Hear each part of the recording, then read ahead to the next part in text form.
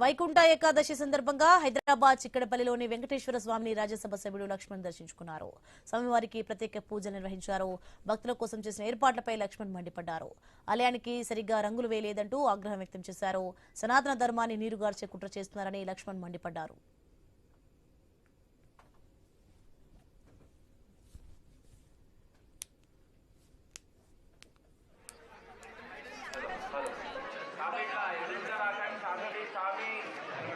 Photo తర్వాత దయచేసి queue పెరిగింది.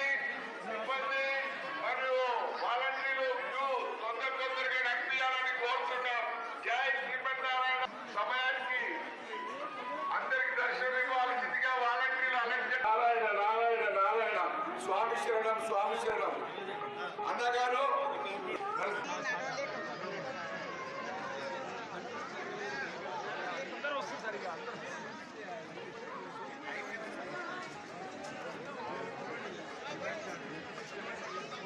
రవాణా ఇక్కడికి వచ్చినాక తీద్దాం.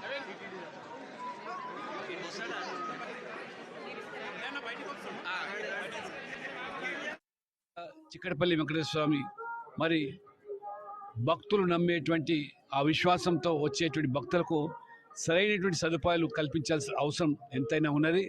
ఇప్పటికైనా మరి ఎండోమెంట్ శాఖ భవిష్యత్తులో కూడా ఇవాళ మందిరంలో కూడా నేను చూస్తూ ఉన్నాను, కనీసము ఆ విగ్రహాలు కూడా ఈరోజు రంగులు వేయకపోవడం చాలా బాధాకర విషయం. వైకుంఠ ఏకాదశి అనేది పవిత్రమైనటువంటి రోజు, రంగులు వేసే పరిస్థితి లేనటువంటిది మరి చాలా బాధాకరం.